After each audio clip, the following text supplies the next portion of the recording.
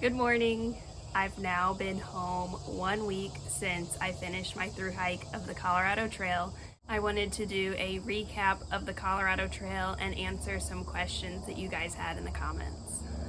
The Colorado Trail is about 483, 486, 491 miles long. It depends on what path you take. So on Far Out, which is the navigation app I use, it shows 483 miles. That would be if you took the Collegiate East route, which is the original route. I took the Collegiate West, so on the website it shows that if you do the Colorado Trail and choose the West, that it's 491 miles long. Because of the fire closure, I didn't get onto the Collegiate West until mile 4.2 once I connected Willis Gulch to that. And so I probably did like 487 miles if you cut out that portion of the trail that I didn't get to do.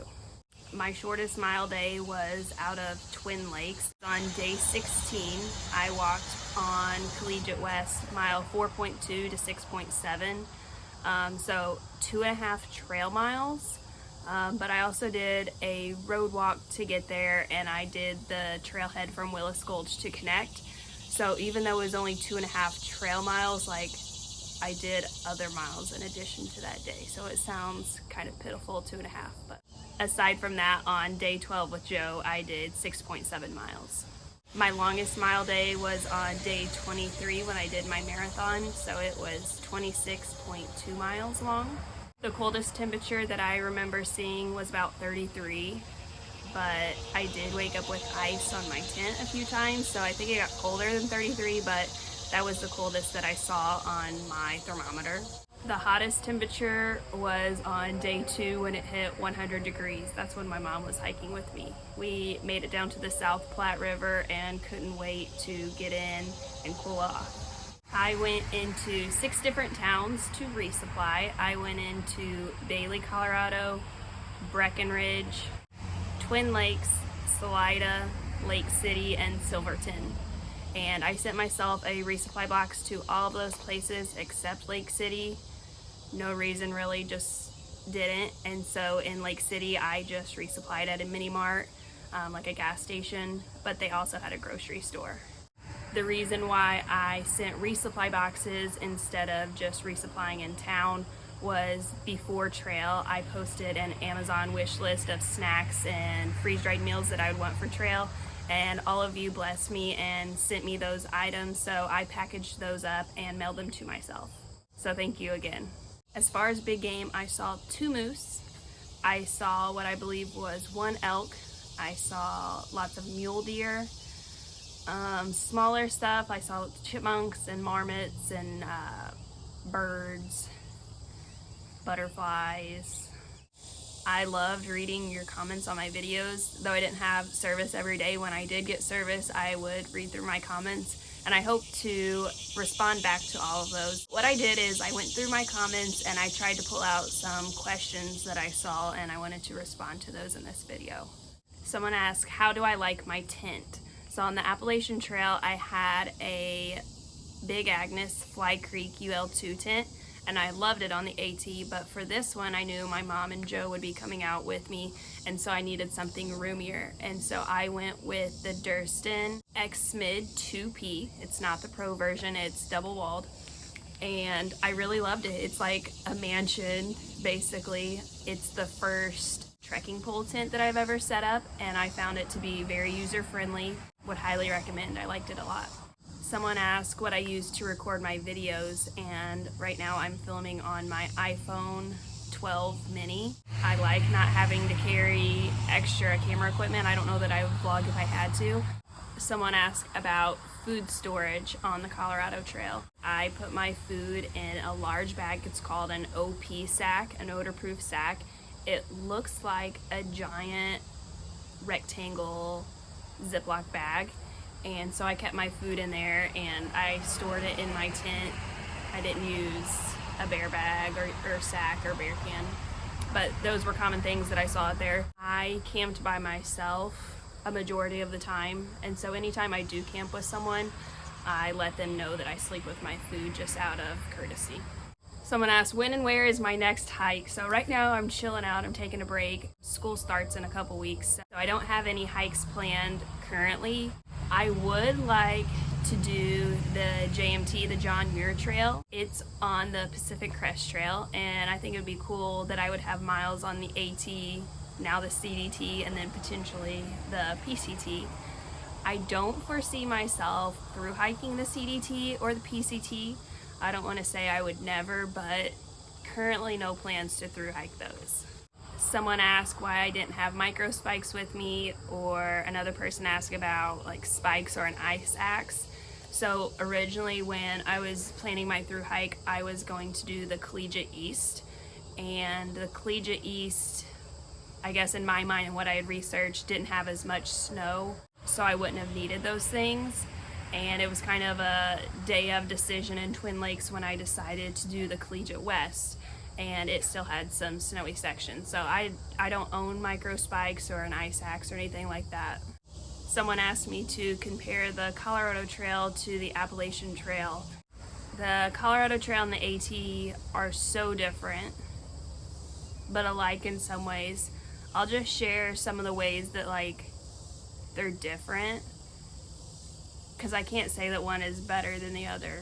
So things I noticed on the Colorado Trail that were different than the AT is on the Appalachian Trail, it seems as if, we call them PUDs, pointless up and downs. Like the Appalachian Trail would just take you straight over a mountain or a hill or whatever it was and straight back down. There weren't necessarily a lot of switchbacks. And on the Colorado Trail, it seemed like they did a good job of providing switchbacks and making it gradual when they could. On the Appalachian Trail, the terrain was so varied. Like it could just be like boulders and rocks and just obstacles. And on the Colorado Trail, I would say it was more graded. Like, yes, there were rocky sections, but nothing in comparison to like some of the things you would have to climb over on the AT.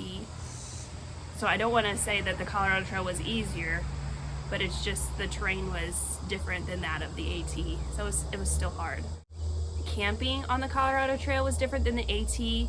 Aside from like the White Mountains in New Hampshire, I felt like on the Appalachian Trail that I could pretty much go a mile or so if I needed to find a flat spot to camp. Whereas on the Colorado Trail, I really had to rely on the Far Out app and comments on there for campsites, because you really are going up and down mountains, so flat spots are hard to come by.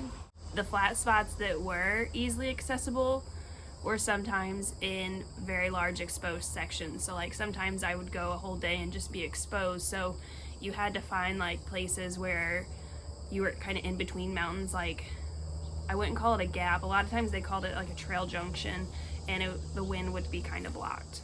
Water on the Colorado Trail was, I don't want to say more accessible, I guess more easily accessible. So like all the water sources that were listed on Far Out, you crossed on the trail. Like you would actually walk over them. Whereas on the Appalachian Trail, some of your water sources you would have to walk 0.12 or 0.22 or half a mile to, you know, in some sections. So all of the Colorado Trail water sources were literally on trail, unless it was a lake that you had to like walk a few steps over to. I'm sure there's lots of other differences, but the last one that I'm going to point out for comparing the Colorado Trail to the Appalachian Trail is like open ridges and being exposed. So on the Appalachian Trail, I feel like the only time that I was exposed was on Franconia Ridge, and I had like 360 views and was out in the open. On the Colorado Trail, I can't speak for the East because I wasn't on it, but especially in the West, you are just constantly on an open ridge exposed. And so I would say if you're doing it, if you want to do a trail for the views, I would say do the Colorado Trail and do the Collegiate West. I just thought of another one. On the Appalachian Trail, there are shelters to stay in, and on the Colorado Trail, there are not any shelters. So the same thing like with log books. There aren't log books on the Colorado Trail for people to like check in and do trail mail. Had a few people worried about my feet, and with good reason, but happy to report my feet are fine now that I'm home. I have a little bit of hiker hobble in the morning when I wake up. Just, my feet don't hurt when I put them on the floor and start walking. It's just, I don't know, it's hiker hobble, you know, until I get going. It's just kind of rickety. But I don't know what was up with my feet. So when I got to Lake City, so that day that I was going into Lake City, the top of my foot literally felt like a bone was popping out the top of it. And I knew I had to walk to town, like I couldn't just stay there. And so I walked to town, and sure enough, my foot was bruised on the top the next day. I asked some other hikers, you know, what they thought about it, and they said, try lacing your shoes different. So I mean, I loosened my laces, and I don't know if it helped or not, but it stopped feeling like a bone was popping out of the top. And then, let's see, my feet were, I'm not gonna say my feet were messed up from the rain, but like, I just have some little T trauma associated with the AT when it was so rainy, like through Vermont, that anytime my feet would get wet, I almost had like this panic that my feet would get ruined. And so when I would walk in wet shoes and wet socks, it made me very nervous, because like when you're through hiking, your feet are everything. So yeah, I think there was a stint where my feet got wet and I had to walk in wet socks like for sure 2 days in a row. And then I got to town. I left town and it rained that day. So there were like 3 days in a row where my feet were subjected to these wet socks. And I tried to do my best taping them up, and I think that helped a lot. But yeah, my feet are fine now. So thank you for your prayers and comments and suggestions for wet feet in the future. Someone asked about altitude sickness. I don't know that I was affected by the altitude, and I didn't do anything to acclimate. So Mom and I flew into Denver and immediately went to the trailhead. I don't feel like I was affected by it. I know she mentioned in her video that she thought maybe it affected her, but yeah, no problems with altitude that I am aware of. Someone asked about editing on my phone, and so I use an app called KindMaster, or maybe it's Cinemaster, I don't know. Super user friendly. I started using it because old man on the AT at the time suggested it, and I thought, well, if he could use it, I could use it. And it is very user friendly. So like my editing routine would be like, once I set up my tent and I ate and I did all the nighttime routine things as I was laying down for bed, I would put my videos in KindMaster, the app, and it just puts them in order. And then depending on how tired I was, I would edit them. My vlogs were a week delayed, so it gave me time to edit in the evenings, or if I didn't, or didn't have service in town to upload, it gave me a buffer of about 7 days to get my videos done. Someone asked if I've ever tried to collect rainwater. That comment is because there was a night that I had to set up camp early, didn't make it to my water source, and was out of water, and it rained that night. I didn't try to collect the rainwater in a container, but in the evenings I wipe my body down to get clean, and so I tried out these new wipes. They're called Porta wipes, I think is what they're called, and so they need water to expand. And so when it was raining, since I didn't have water to put on them, as it was raining, I just set it outside my tent and it kind of expanded, and that's what I used to clean my body, but I didn't collect it to drink. Someone asked if my state was anything like the Colorado Trail, and not that I know of. Sure, there's some very beautiful hikes that I haven't been on and aren't aware of, but the only like mountains we have are the Ozark Mountains, and they're not anything like Colorado mountains. A lot of Who is Joe on my Joe videos. He's my boyfriend. What's Joe's trail name, or does he have a trail name?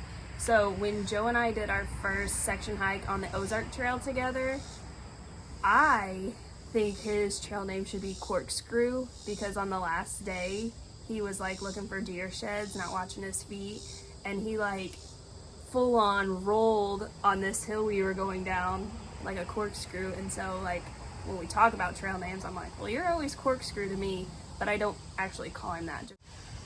Yeah, but Deer Stand's a good one. Yeah, he's a hunter. He's mentioned briefly like Scout because he's always scouting out. different spots or whatever. But, yeah, so no official trail name for Joe right now. My start date was June 24th, and my hope was to finish July 24th so I could say I did it in a month, which is a silly reason to push so hard, but I definitely think I would have enjoyed the trail more had I not had that goal in mind and like took 0 days and enjoyed towns. But I'm glad to be back home already and working in my classroom, and still feel like I have a couple week break before school starts. My friend Billy Go asked how I felt about the trail being multi-use instead of just footpath only. So what she's referring to is on the AT, it's footpath only. There's only people walking. And on the Colorado Trail, there's mountain bikers, and on some sections there are dirt bikers and also horses. And I saw alpacas too. So I didn't feel a certain way about it. I will say, because it was multi-use, I probably saw more people than I would have if it was footpath only, because there were days when I didn't see other hikers, but I would see maybe mountain bikers passing or people on dirt bikes. So I welcome the additional people on the trail. It was nice to see other people on the trail, even though they weren't hikers.